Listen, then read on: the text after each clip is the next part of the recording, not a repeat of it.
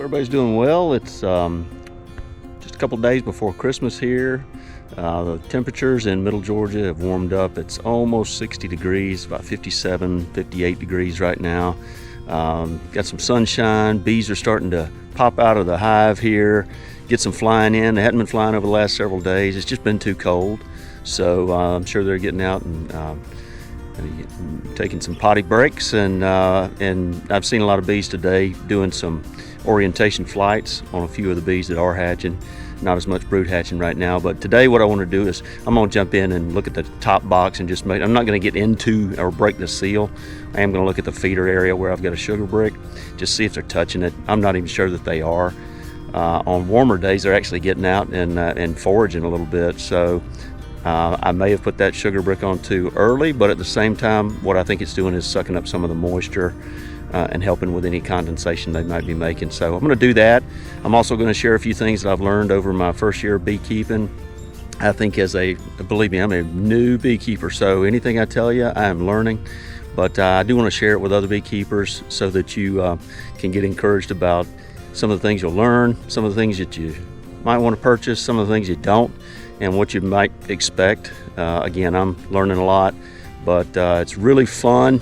It's a whole lot more fun than I thought it would be, to be quite honest with you. But we're going to jump into it, and I'll share some of those things.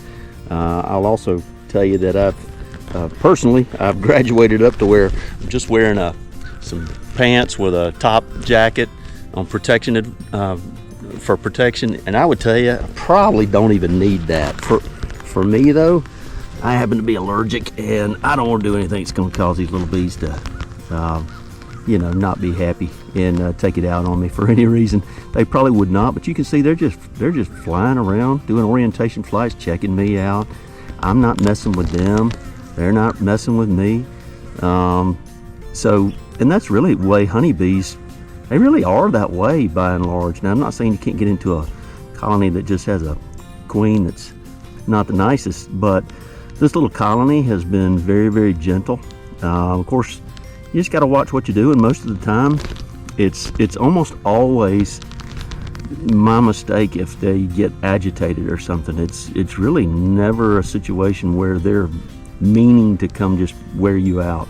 So for beginning beekeepers, I think one of the things at first for me was I was probably more concerned that the bees were you're not dealing with yellow jackets here. These little honeybees, they have their role.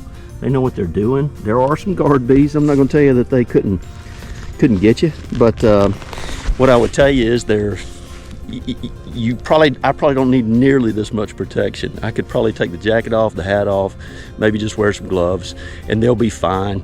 I do think what I've learned is they can be a little bit more agitated at certain times of the day. If it's overcast, if it's about to rain, I probably wouldn't jump into the bees then. But if you're just going to check on them, you can come out with just a veil on so they don't hit you in the face if one were to do that.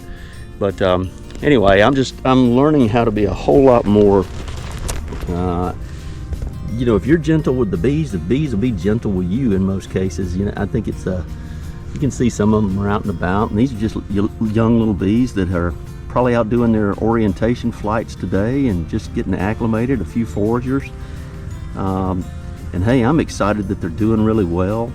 It's just getting into winter here, so far we've had a lot of cool nights, a few nights down in the 20s, and I know some folks will laugh at us, but this is middle Georgia and we don't get a ton of cold weather, so some of the bees can be. This feeder box off here, set it down. This is a good example of, for me, it's been fun to just kind of make some make some new things this year, make some of these sugar bricks. Not hard at all. They're not really using much of it yet so far, so they had a lot of honey inside. Feel good about where they were with honey stores. So I will tell you that I did put some sugar bricks on the inside. You can see little bee didn't make it. You can see that they've been eating some of that, so looks like they're consuming some and might make their way up if they need it. This also, I've learned, does help with condensation. When the bees are trying to stay at 93, 95 degrees on the inside, clustered up, that heat's going to circulate. You get a lot of cold water outside. That condensation has to go somewhere, so it actually sucks up into this sugar, and eventually it helps them eat it. So and this does have a little bit of vinegar mixed in. You can look at one of my other videos and I'll show you how to make it, but you just got to try some things. A lot about beekeeping is just trying it and figuring out what you really need. No need to have the top open, and I didn't break the propolis seal with the inner lid, so bees are good, they're happy. A couple other things I would tell you from the first year: you don't need to buy everything. Sometimes you can be consumed with all of a sudden you got to buy all this stuff. You really don't need a lot. In most cases you can find a buddy. In my case, I had a real good friend of mine that was looking for a place to put some bees. He had a bunch of hives, and so he's lending those hives to me, and then I've already started buying some things of my own and making some new things and just trying it out. I'd encourage you to do the same. I would read as much as you can. I would go on YouTube and watch as much as you can about beekeeping. And the trick really for me has been to make sure you get into the bees, get into them, get comfortable. It's almost like a therapy. At first it's a little scary, if I'm honest, but once you get into it, it's the craziest thing to actually get excited about getting in your bees each week and watching what they do, how they grow, how you can help them manipulate frames. You can watch what they're doing, and you're really trying to stay at least a little bit ahead of where you need to be in order to figure out what are they doing next, so you can help them along. But I'm learning a ton. I'd encourage you to do the same. Again, you don't have to buy everything. I would buy I'd buy a smoker, just a regular smoker. You definitely need that, and it's not going to hurt the bees. Watch some videos on how to use that. You can certainly buy some. There's a lot of tools out there, crazy tools, but just need a good hive tool. I like the ones with the J hooks on them, and I actually did a video on modifying these down to where they get underneath the frames better. So just give it a try. Jump in the bees, and don't be scared of them. I would say get some protective gear. It's perfectly fine to get some gear. You don't want to get discouraged by getting stung like crazy the first year, and my comfort level is definitely increasing. But I would tell you that there's no shame in wearing a suit and gloves and having a good time, and just investing in some decent. Don't go buy the cheapest thing on Amazon. It's just worthless, and they will sting you. But if you'll I like Mountain Sweet Honey. I'm in Georgia. Love Mountain Sweet Honey. They've always been super. But I just think that that's one place that you can go check out. I'd also tell you to look at people like David Burns. He's just a good guy, but I like what he does. He's done it for a long time. Bob Benny. Look at folks that are in your area. And there's just a lot of really good folks that have done it for a long time and can teach you what to do. So don't be afraid. Give it a try. It's awfully fun. I got 3 more nukes coming in March that I'm going to pick up. So excited to have 4 hives at first, or colonies, in the spring. Hopefully this one makes it through. I'm going to baby it through. But then I've got a lot of other 2-frame nukes. Shout out to Barnyard Bees, and really enjoy them showing us how to use those 2-frame nukes for queen rearings. I'm going to try a little bit of that and give it a shot. But hey, get out there. First year beekeepers, I would say don't get your hopes set too high on getting a bunch of honey the first year.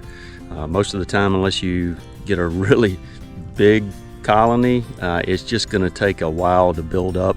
And if you get it a little bit later in the spring, then it's a little bit tougher in order to build your bees, just to get ready for them to have enough honey for them to survive, over the winter. You also will learn a lot about what they're foraging on, what they're bringing in.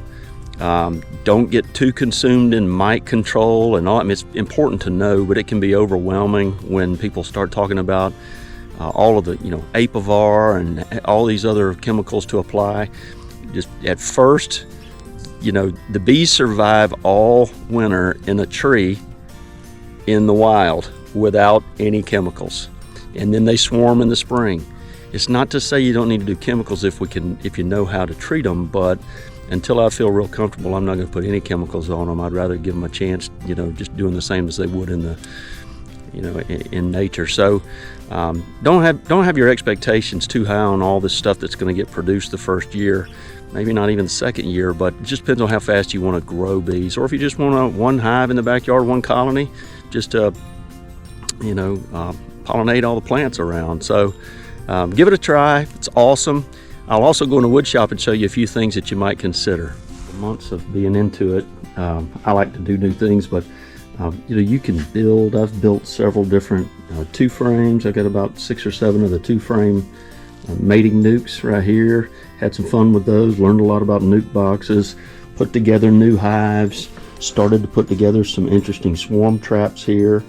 A bucket ready to go out, it's a swarm trap.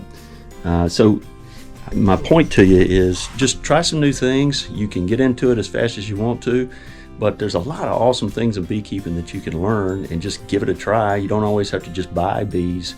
There are a lot of free bees that are out there that you can go trap in the springtime and then turn them into a colony in a nuke box or a 10-frame and grow them from there. Okay, happy beekeeping, and I hope you have a Merry Christmas, and God bless.